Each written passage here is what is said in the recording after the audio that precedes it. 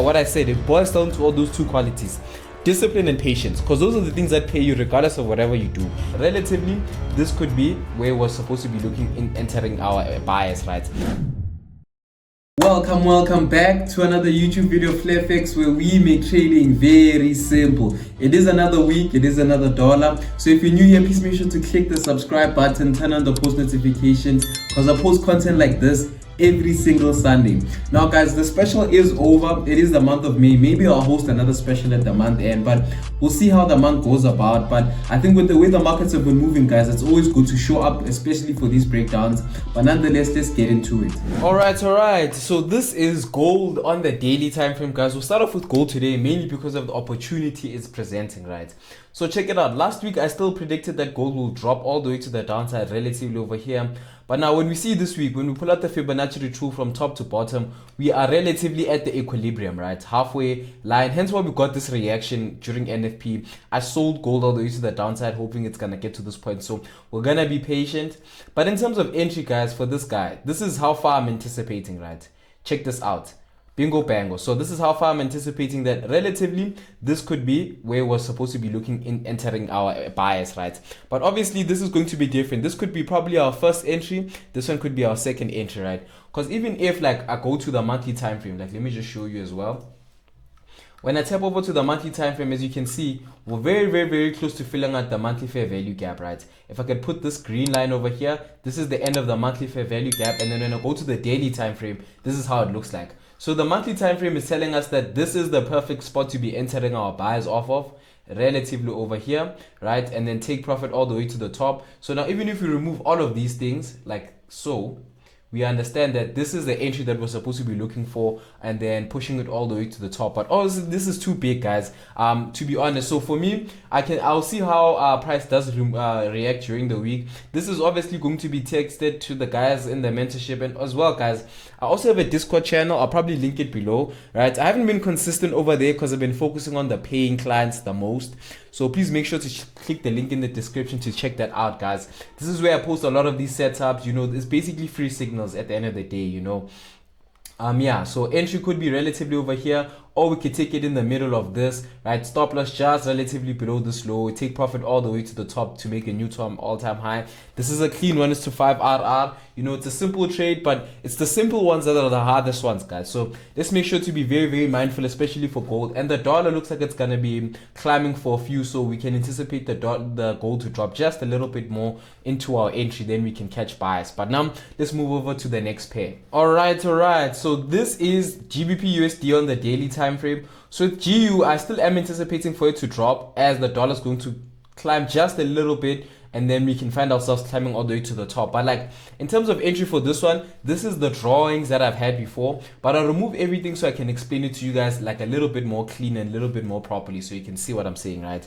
So as you can see, this guy's been on an uptrend, bingo bango, all the way to the top. So my anticipation is that I want us to catch buys all the way to the top, very similar to something like this over here, right? This is what we're looking for, right? And then we'll switch it over to currencies. This is the currency Fibonacci retracement tool, guys, because I know someone's gonna comment, right? This is the one I have, 0 and 0.73, 1 and 0.8, right? These are the only coordinates I have for the Fibonacci retracement tool for currencies, right? And as you can see, bingo bango, this was supposed to be the entry, clean cut finish, right? And then price pushed all the way to the top like that, right? Beautiful stuff. This is what we like to see from this guy. So now what I am anticipating is that that's gonna relatively happen the same way again, right? Because what we got a break of structure over here. This is indicating trend continuation. Price wants to keep on moving into the direction of what? The uptrend, right? Upward movement. So now in terms of entry, how we're gonna go about it, it's pretty simple. Fibonacci retracement tool from bottom all the way to top, and then makes it easier like this. Now guys, remember now, or another thing that I want to mention for the guys who are looking at this thing, like the only reason why I use a Fibonacci retracement tool, it's for the clients that don't understand how to enter off of like order blocks, fair value gaps. And the Fibonacci retracement tool, the only thing it does, it just makes sure that like the trading becomes easier, so you don't have to be looking for entries. You just take the Fibonacci and enter it from the bottom to the low of a swing high and a swing low. Then it's going to show you the coordinates. And then things that we're also looking for is things like purge of liquidity. We got a purge of liquidity over here, right? Things like a break of structure, we got a break of structure. Things like fair value gaps, we got fair value gaps over here. You get what I mean? So these are the types of things we're looking for in terms of executing. So this is going to be our entry, stop loss relatively below this low, take profit all the way to the top over here. This is relatively a 1:2, 1:3, right? RR. It's a clean one. Pretty straightforward. I think this one was one of the textbook entries. You know, you don't really have to think too much. You can see the things that you want to see. Just take it, risk wisely, and let it do its thing at the end of the day. But that's what I do see for GBP/USD. Let's move over to the next pair. All right, so this is Nasdaq on the daily time frame. So this is a setup that already played out. We were waiting for Nasdaq to make a new high so we can pull out our Fibonacci retracement tool. As you can see, guys, it's beautiful. When price does move towards the direction we wanted to move, it's easier for us to really catch those snap entries on the lower time frame, right? So now what we can see is that price has made this low and has made this high, right? Usually the indicator does highlight it beforehand, but it's just showing us that it's still yet to happen, right? But already what we can see, we can anticipate that this is the lowest low, this is the highest high, right? And then if we go to indice, this is our indice Fibonacci retracement tool. I'll pull it up for you guys so you can see, take the coordinates, you can pause the video. This is 0, 0.73, 61, 1, and 0. So basically I just put it on the swing low and the swing high, and then I just let price do its thing. So guys, you can imagine if you're really gaining value from YouTube, imagine what would happen if you were to join the mentorship, guys, right? So now, this is in assumption that this is the all-time high, like this is the most prevalent high. We're just assuming that that is the situation. We will see how Nasdaq does move, because as you can see, price did push up, made this low, pushed up, made this low. You get what I mean? So we just have to be very careful, especially with this type of guy. But as soon as it starts retracing all the way to the downside, based off of the momentum and how things are looking, then we'll make a decision on where we want to buy or sell, right? But for now, it's still looking a bit tricky. And I know a lot of the guys, like if you're intraday trading Nasdaq, guys, it's probably the best time, because the positions and the opportunities are so much and so galore, right? So, but if I'm following the strategy in and of its own, we are going to be taking it off of here, right? With this one, we can see, number one, we do have a purge of liquidity, right? Bingo, bango. We do have a break of structure. Bingo, bango.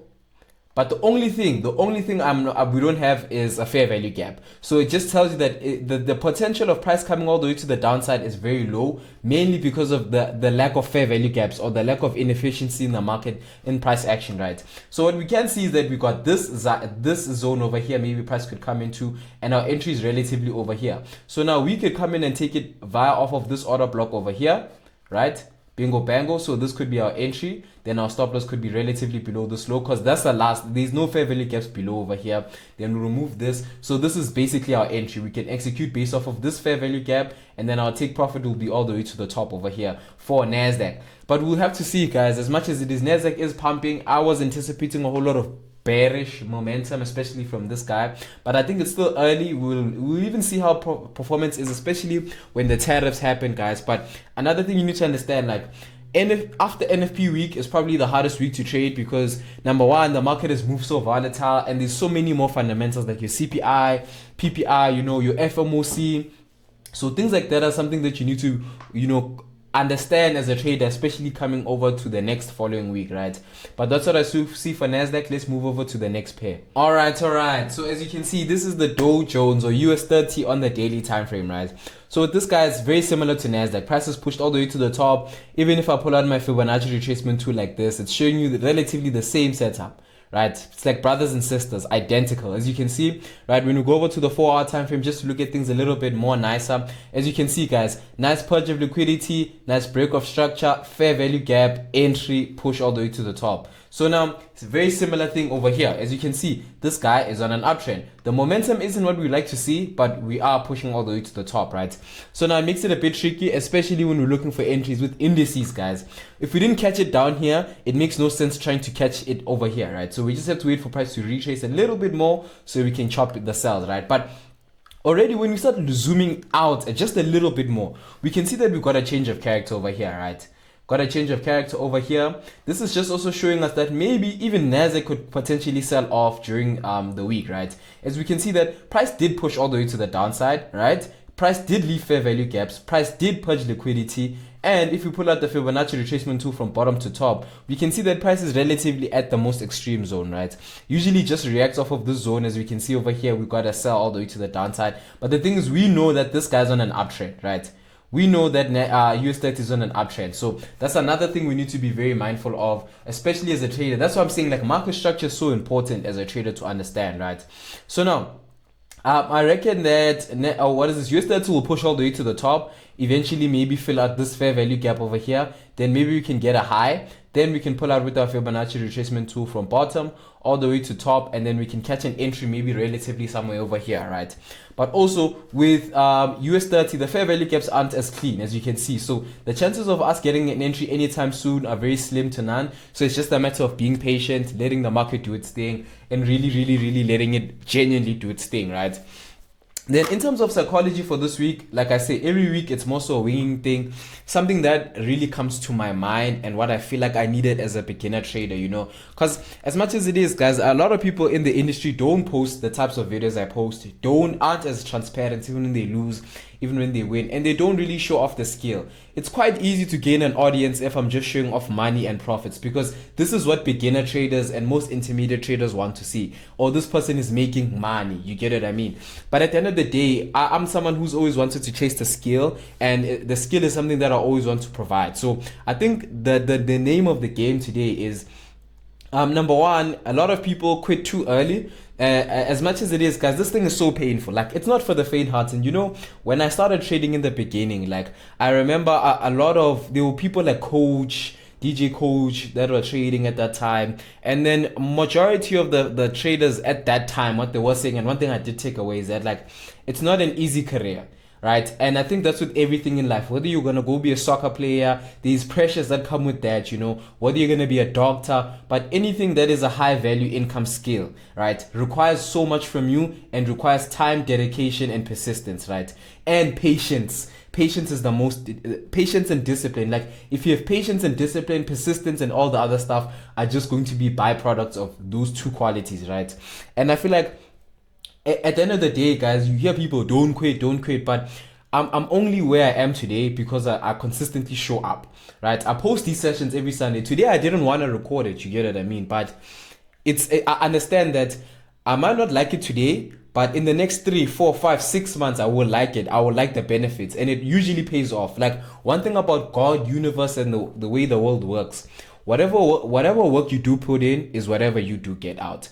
Never, ever understand. You get what you deserve, not what you think you need or what you want, right?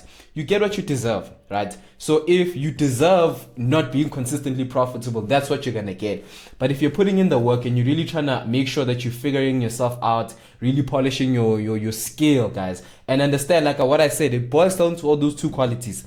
Discipline and patience, because those are the things that pay you regardless of whatever you do. If you're disciplined and patient, you're going to make sure that you do the work that needs to be taken to be done, and you're going to be patient to see that it's going to work long term. You might not get the results in 1 year, 2 years, but 3 years, 4 years, 5 years, and at the end of the day, it just compounds. The work that you're putting in now will be such of a benefit later on, as much as it is. So you need to see it first. Like, the only thing I'm here for is to open your eyes. Like, even with these analysis, guys, every Sunday, this is just me sharing my own perspective, right? This is like, for me, it's like a journaling thing. I always watch these videos back to back to see where I was doing things right, where I was doing things wrong. This is more so a journal for me. I'm literally documenting my journey every week for you guys. So it's for the guys that appreciate it, that I keep on doing it, and the fact that it's growing, the channel is growing heavy, guys, and the appreciation goes too far, guys. Genuinely appreciate it, guys. But the name of the game, honestly speaking, is just making sure that you show up and you are really patient. You're positively patient, and understand that it's a process that's going to take time for you to get to point A to point B. And once you understand that, things change and you grow as an individual and as a trader, guys. But nonetheless, guys, it is another week. Please make sure to click the subscribe button. I will catch you guys next week Sunday. Make sure to comment down what page you want me to break down, guys. But nonetheless, it is what it is. Road to 2,000, guys. Thank you so much.